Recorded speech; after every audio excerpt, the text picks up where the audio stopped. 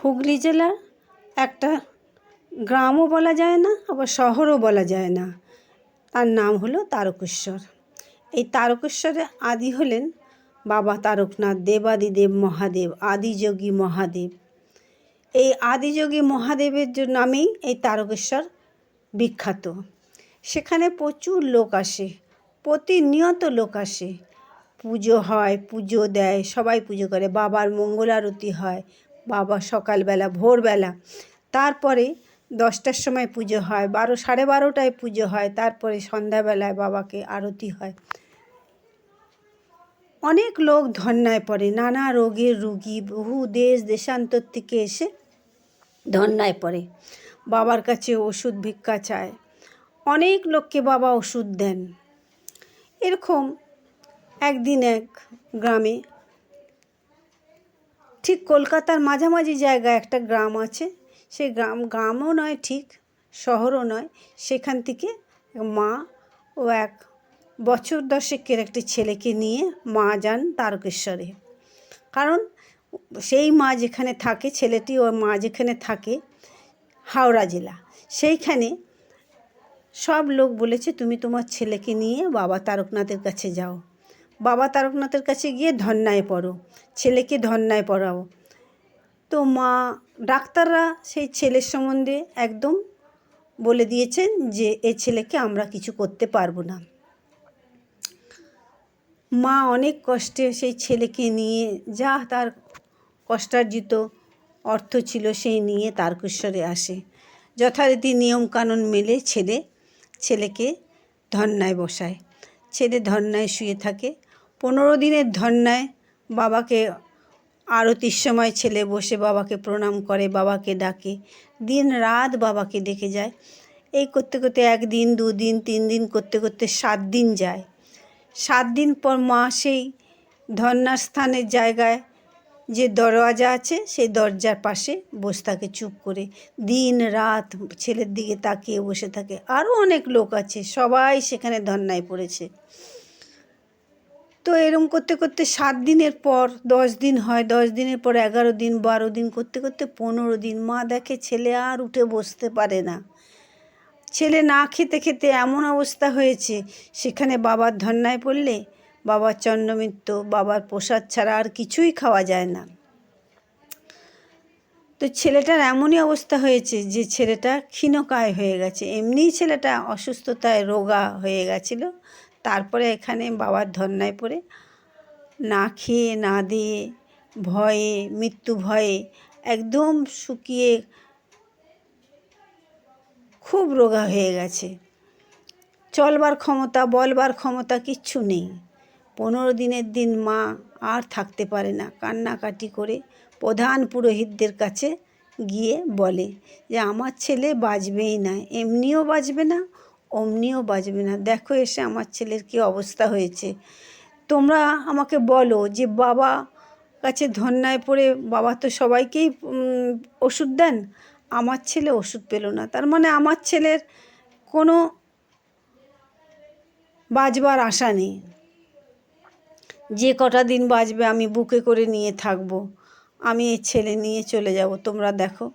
প্রধান পুরোহিতরা এসে দেখে সত্যি ছেলেটা একদম ক্ষীণকায় হয়ে গেছে। ওরা বলে হ্যাঁ মা, তুমি এক কাজ করো, এই ছেলেকে তুলে স্নান করিয়ে বাবার মন্দিরে পুজো দিয়ে তুমি ওকে খাইয়ে দাইয়ে নিয়ে যাও, তোমার বাড়িতে নিয়ে চলে যাও। মহিলাটি তাই করে, ছেলেকে কোলে করে নিয়ে গিয়ে স্নান করায়, স্নান করিয়ে মন্দিরে পুজো দেয়, বাবার কাছে কান্নাকাটি করে, খুব কান্নাকাটি করে পুজো দেয়, দিয়ে ছেলেকে কোলে নিয়ে, অত বড় ছেলেকে কোলে নিয়ে মা চলে আসে খাবারের দোকানে। ছেলেকে একটু খাওয়ায়, ছেলেটা খেতেও পারে না, এমন অবস্থা হয়ে গেছে। এই ছেলেকে খাইয়ে তারপরে নিয়ে এসে ট্রেনে বসে। বাবার কাছে সবসময় বলতে বলতে আসছে, বাবা আমি তোমার দুয়ারে আসলাম, আমার ছেলেকে তুমি ঠিক করে দিলে না, ফিরিয়ে দিলে বাবা আমাকে, আমরা কি পাপ করেছি বাবা। এরম বলতে বলতে সে এসে টিকিট কেটে ট্রেনে চেপে বসে, হাওড়াগামী ট্রেনেতে চেপে বসেছে। ট্রেন ছাড়বে, অনেক লোক আছে, মা আর ছেলে এক জায়গায় বসে আছে। মা ছেলেকে কোলের সামনে নিয়ে জড়িয়ে ধরে বসে আছে। ছেলেটি তার মায়ের বুকেতে মাথা রেখে অর্ধ ঘুমের মতন হয়ে চেতনাহীন হয়ে পড়ে আছে। ট্রেন ছাড়বে এরম সময় ট্রেনে এক সাধু উঠলেন।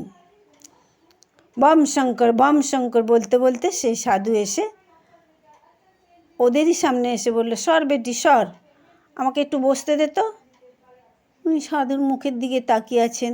আস্তে আস্তে তাকিয়ে থাকতে থাকতে পেছন দিকে সরে গিয়ে সাধুকে বসবার জায়গা করে দিল।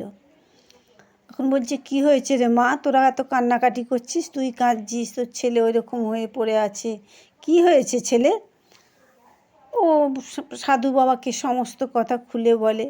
তারপরে বলে, বাবার এখানে আমার ছেলে ধর্নায় পড়েছিল, বাবা আমার ছেলেকে দয়া করেননি, হয়তো ছেলের আর আয়ু নেই, সেই জন্যই হয়তো বাবা দিতে পারেনি, কিংবা ছেলের কোনো পাপ আছে বা আমার কোনো পাপ আছে, সেই জন্যই হয়তো ছেলে পায়নি। মা এই বলে কান্নাকাটি করতে থাকে। তখন সাধু বাবা বলে, সত্য দেখি তোর ছেলেকে একবার। বলে সাধু বাবা ছেলেটির হাতটা, পাশেই তো বসে আছে, হাতটা তুলে নিয়ে রোগা ক্ষীণকায় হাতটাকে তুলে নিয়ে দেখছে। অনেকক্ষণ নাড়ি ধরে দেখে বলে কি, দাঁড়া একটুখানি, দাঁড়া একটু বস, আমি দেখছি। মা তো অবাক হয়ে যায়, বলে কি দেখবে সাধু বাবা, কি দেখবে? অনেক সময় তো সাধুরা অনেক রকম ওষুধ দেয়, সেই জন্য মা একটু আশায় লোভী হয়ে গেল। মা সাধুর দিকে তাকিয়ে আছে। সাধু বাবা তার কমণ্ডলুর থেকে একটু জল নিয়ে ছেলেটার সারা গায়ে ছিটিয়ে দেয়। যাহা তো সারা গায়ে জলটা ছিটিয়ে দিয়েছে, ছেলেটা চমকিয়ে উঠল। মাও ভয় পেয়ে গেছে, কি হলো? বলছে, ভয় পাস না বেটি, ভয় পাস না। সাধু বাবা বলছে, দাঁড়া তোর ছেলে সুস্থ হবে, আমি দেখি কি করতে পারি। এই বলে কাঁধে যে ঝোলাটি ছিল সেই ঝোলাটির থেকে একটা ছোট্ট ফল বার করে।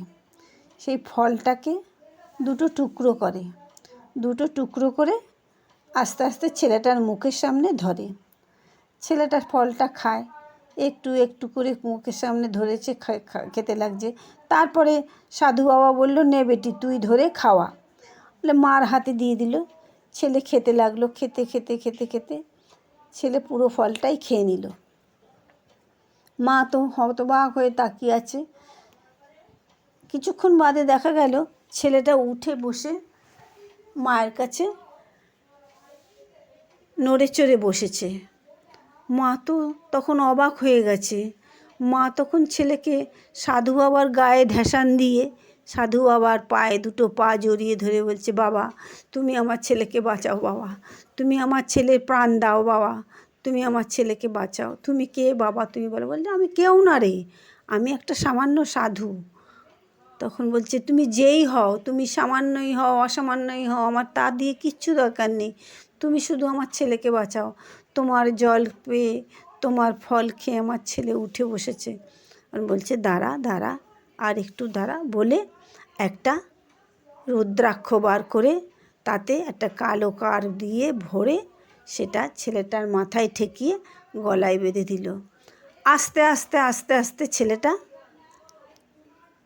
উঠে বসে মায়ের সাথে কথা বলতে লাগলো। যখন মায়ের সাথে কথা বলছে ছেলেটা, তখন মা আরও আশায় পড়ে গেল।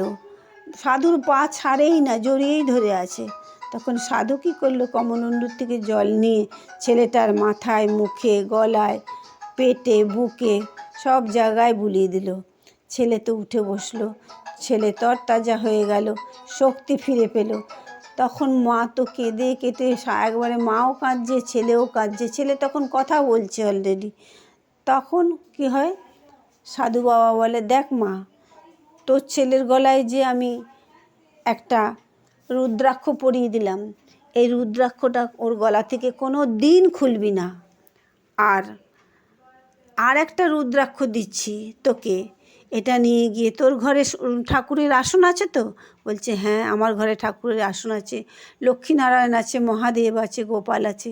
বলছে, মহাদেবের কাছে একটা লাল কাপড়ে বেঁধে মহাদেবের সামনে রেখে দিবি। প্রতিনিয়ত যখন মহাদেবকে পুজো করবি এই রুদ্রাক্ষেও একটা করে ফুল দিবি। আর ছেলের গলা থেকে কোনো দিনও এই রুদ্রাক্ষ খুলবি না। ছেলে তো সাধু বাবাকে জড়িয়ে ধরে বসে আছে, মা ছেলে সাধু বাবার পা ধরে বসে বসে কাঁদছে। তখন ওই সাধু বাবা বললো কি, ওঠ বেটি ওঠ, তোর ছেলের আর কিচ্ছু হবে না, তোর ছেলে সুস্থ হয়ে গেছে, দেখ তাজা হয়ে গেছে। আর এবার আমি যাব। বলছি কোথায় যাবে বাবা তুমি? বলছে দেখ পরের স্টেশন লোকনাথ, ওটা আমার বাসস্থান, ওখানে আমি বাস করি। তখন বলছে যে তুমি লোকনাথ, ওইটা লোকনাথ? বলছে হ্যাঁ। তুমি ওখানে বাস করো? বললো হ্যাঁ। সামনের বার এসে, বছর এসে ছেলে নিয়ে এসে আবার বাবাকে পুজো দিয়ে যাস। আজ তো পুজো দিয়েছিস, তুই মন্দিরে গিয়ে সামনের বছর আবার এসে পুজো দিয়ে যাস। হ্যাঁ বাবা তাই দেব। সাধুও উঠে দাঁড়ালো, ছেলেকে আদর ঠাদর করে বলল ভালো থাকিস বাবা, মায়ের কথা শুনবি, মাকে দেখবি, এসব বলে ঠলে সাধু বাবা ট্রেন থামাকালীন লোকনাথ স্টেশনে নেমে গেলেন। সেই ছেলেটির মা জানলা দিয়ে সাধু বাবাকে দেখতেই লাগলো। সাধু বাবা স্টেশন থেকে নেমে মাঠের পথ ধরে চলছে তো চলছেই, চলছে তো চলছে, চলতে চলতে একসময় ট্রেনও ছেড়ে গেল, আর দেখতে পেল না সাধু বাবাকে। আস্তে আস্তে ছেলে নিয়ে বাড়ি গেল। ছেলে তো সুস্থ হয়ে গেছে। ও তো মা তো খুব কাঁদছে আর বলছে বাবা তুমি আমার ছেলেকে, তুমিই মহাদেব, তুমিই এসেছিলে, তুমিই আমার ছেলেকে বাঁচিয়ে দিয়ে গেছো। তোমার নামে আমি প্রতি বছর পুজো দিয়ে আসবো তোমার কাছে গিয়ে ছেলে নিয়ে, যতদিন বেঁচে থাকবো, আমার ছেলে যতদিন বেঁচে থাকবে, তার যদি কেউ হয়, যদি সে বড় হয়, তাহলে তারাও যেন তোমার কাছে গিয়ে পুজো দিয়ে আসতে পারে। এই হলো গিয়ে বাবার আসল মহিমা। বাবা এইভাবে দেবাদিদেব মহাদেব সবাইকে দয়া করে গেছে, কৃপা করে যাচ্ছেন, এখনও করছেন। সবাই বাবার নামে জয় ভোলে শঙ্করজি বলে প্রণাম করো।